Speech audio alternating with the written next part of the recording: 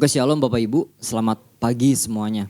Puji Tuhan kita semua dalam keadaan baik ya. Kita semua dalam keadaan sehat selalu karena kita percaya bahwa ketika kita menyembah Tuhan, memuji, menyembah, mengagungkan nama Tuhan, kita percaya di situ ada sukacita.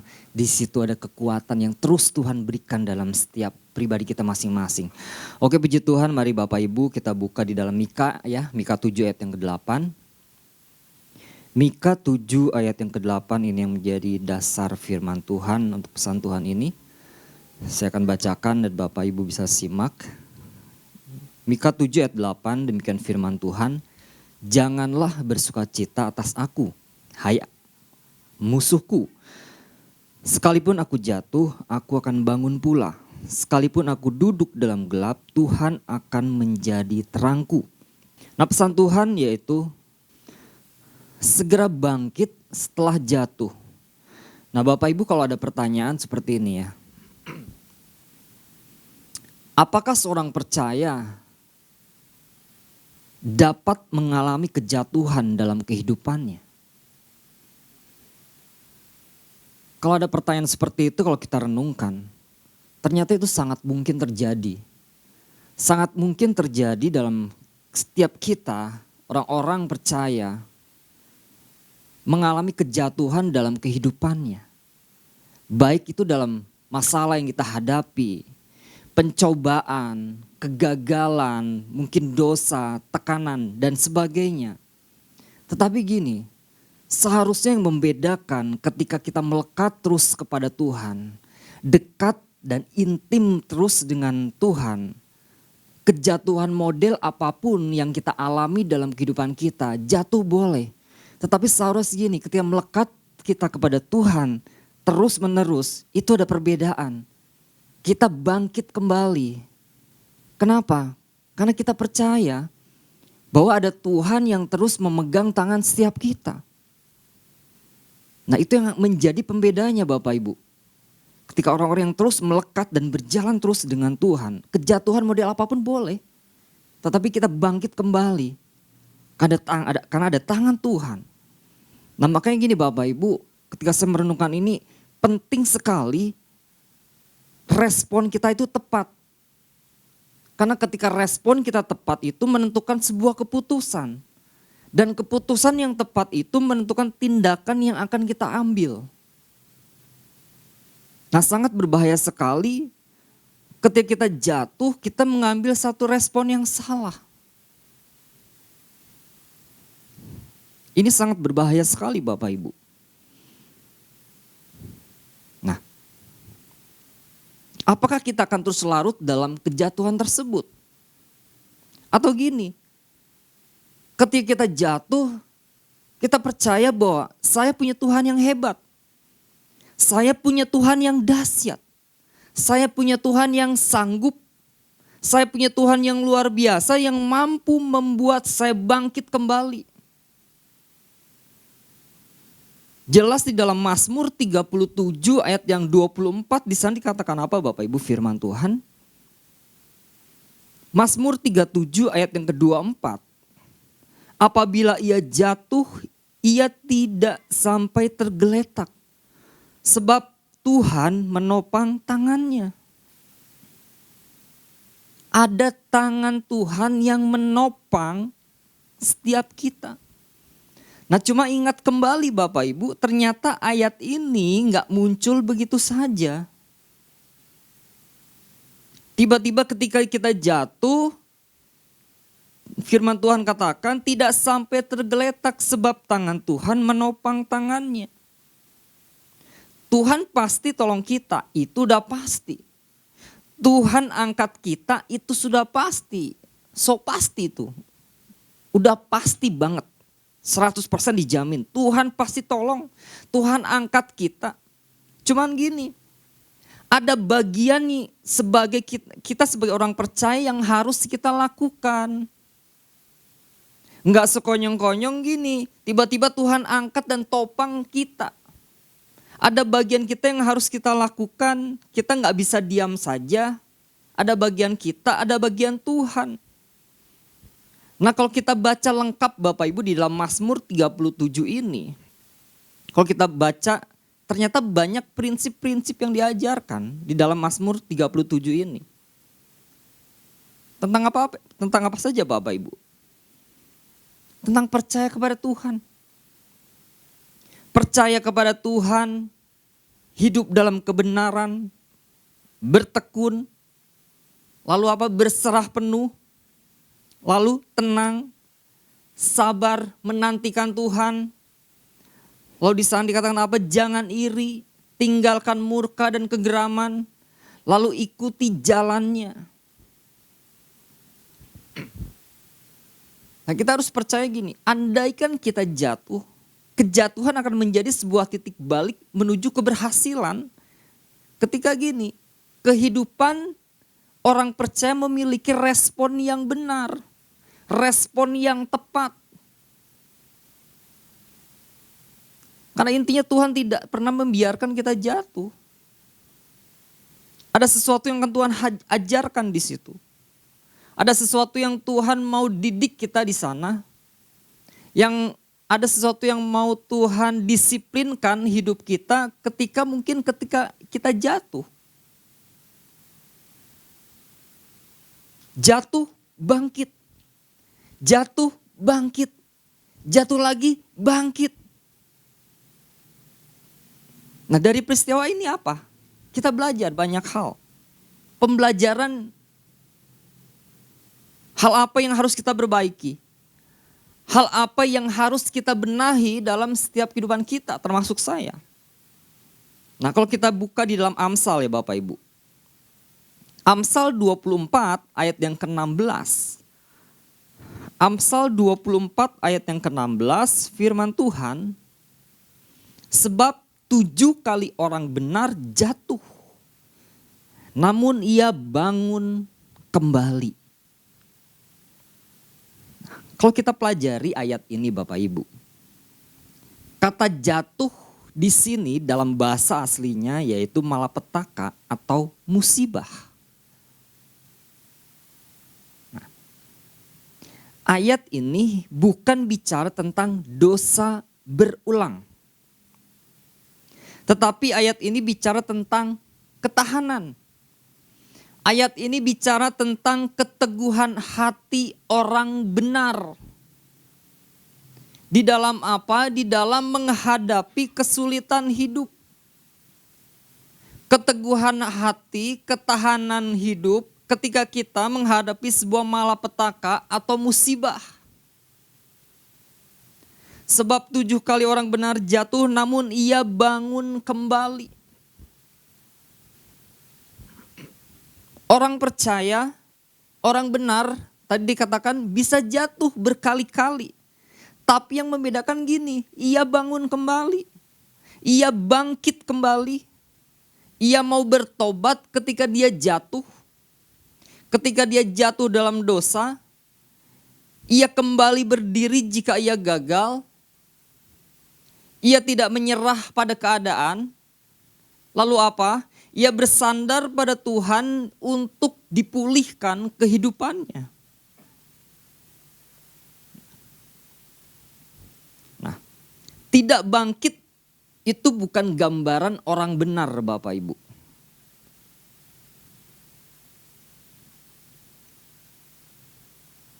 Kita harus bangkit.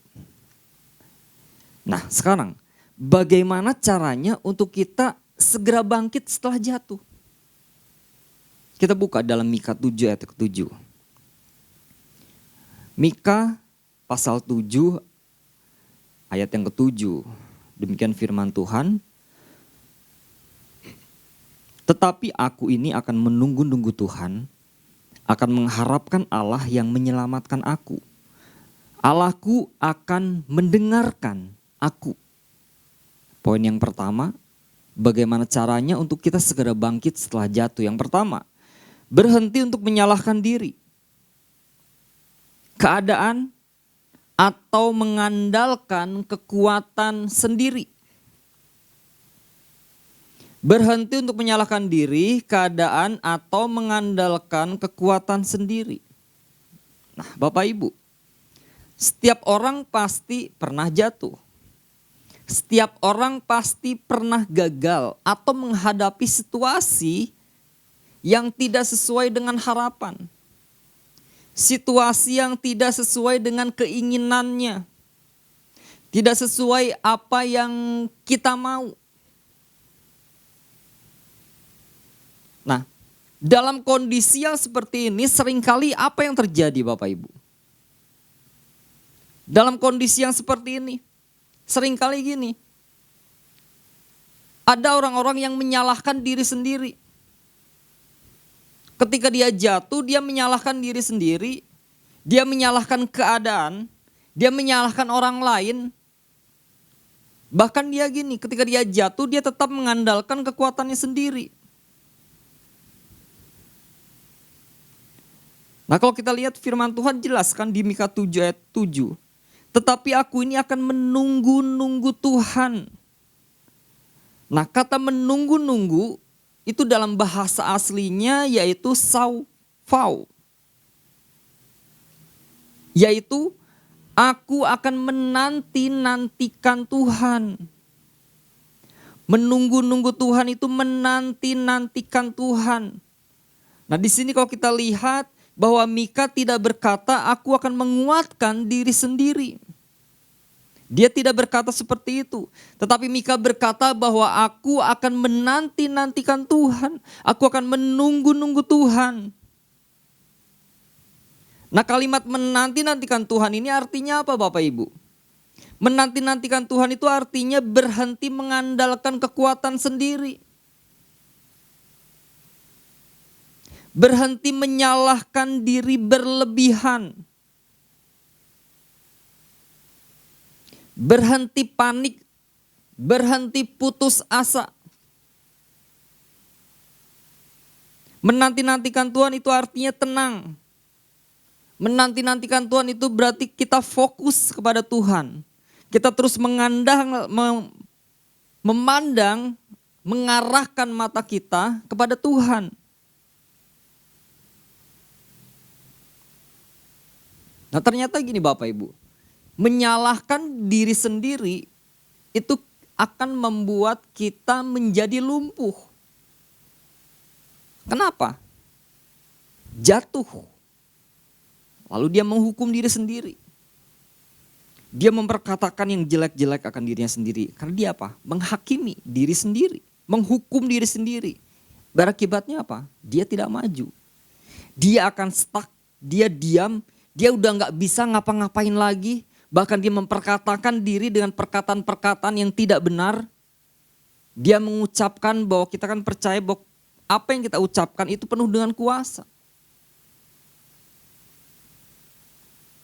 Menyalahkan diri itu tidak akan mengubah keadaan. Malah apa? Memperburuk keadaan. Keadaan kita malah semakin buruk. Nah, kalau kita lihat di dalam Yesaya 40 ayat yang ke-31. Ketika kita menanti-nantikan Tuhan. Dikatakan apa? Yesaya 40 ayat 31. Tetapi orang-orang yang menanti-nantikan Tuhan mendapat kekuatan baru. Ada kekuatan baru bagi orang-orang yang menanti-nantikan Tuhan. Bagi orang-orang yang terus berharap kepada Tuhan. Bagi orang-orang yang terus menunggu-nunggu Tuhan. Mereka seumpama Raja Wali yang naik terbang dengan kekuatan sayapnya. Mereka berlari dan tidak menjadi lesu. Mereka berjalan dan tidak menjadi lelah. Nah, segera bangkit setelah jatuh. Kita percaya gini Bapak Ibu. Kita bangkit bukan karena kita kuat. Kita bangkit bukan karena kekuatan kita. Kita bangkit bukan karena kepintaran kita.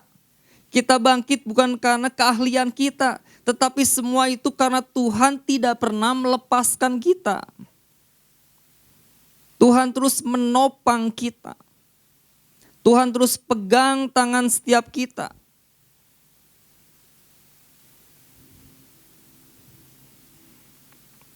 Sekarang yang kedua Bapak Ibu. Bagaimana caranya untuk kita segera bangkit setelah jatuh? Mika 7 ayat yang ke-9. Aku akan memikul kemarahan Tuhan sebab aku telah berdosa kepadanya. Sampai ia memperjuangkan perkaraku dan memberi keadilan kepadaku. Membawa aku ke dalam terang sehingga aku mengalami keadilan. Nah, yang kedua, bagaimana caranya untuk kita segera bangkit setelah jatuh? Yang kedua, mengakui kesalahan dan taruh pengharapan bahwa Yesus adalah pembela yang sejati. Ada pembela yang sejati, yaitu Yesus. Aku akan memikul kemarahan Tuhan. Nah, kalau kita lihat dalam bahasa aslinya itu adalah menerima kemarahan Tuhan, memikul bahasa aslinya itu menerima. Artinya gini, ia mengakui salah tetapi tidak menyerah. Ia tetap percaya kepada Tuhan bahwa Tuhan akan memulihkan. Sampai ia memperjuangkan perkaraku dan memberi keadilan kepadaku, membawa aku ke dalam terang sehingga aku mengalami keadilannya.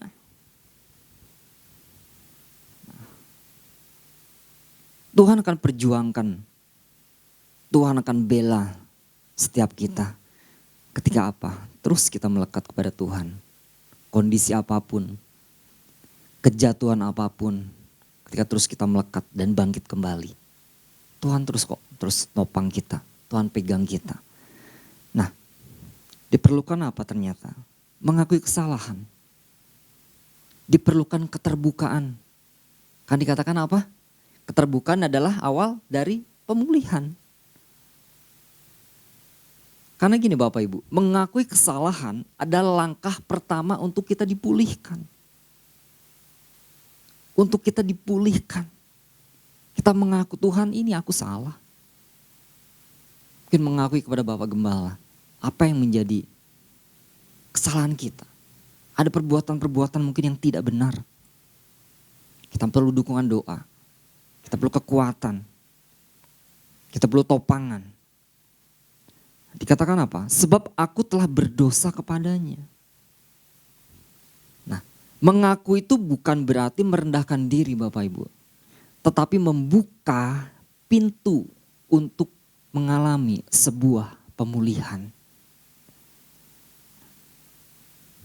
Karena gini, Tuhan tidak memulihkan apa yang kita sembunyikan. Tuhan tidak memulihkan apa yang kita sembunyikan, tetapi Tuhan memulihkan apa yang kita serahkan. Apa yang kita serahkan kepada Tuhan? Perkara-perkara apa, hal-hal apa yang kita serahkan kepada Tuhan? Kita percaya bahwa itu kita akan mengalami pemulihan. Artinya jangan disembunyikan ketika kita mau mengalami sebuah pemulihan dalam kehidupan kita. Nah, kalau kita lihat di Mazmur Bapak Ibu. Mazmur 62 ayat yang ke-9. Mazmur 62 ayat yang ke-9. Di sana dikatakan, percayalah kepadanya setiap waktu, hai umat. Curahkanlah isi hatimu di hadapannya. Allah ialah tempat perlindungan kita. Curahkan apa yang menjadi keluh kesah kita. Apa yang menjadi kerinduan kita, apa yang menjadi pergumulan kita, curahkan isi hatimu di hadapannya.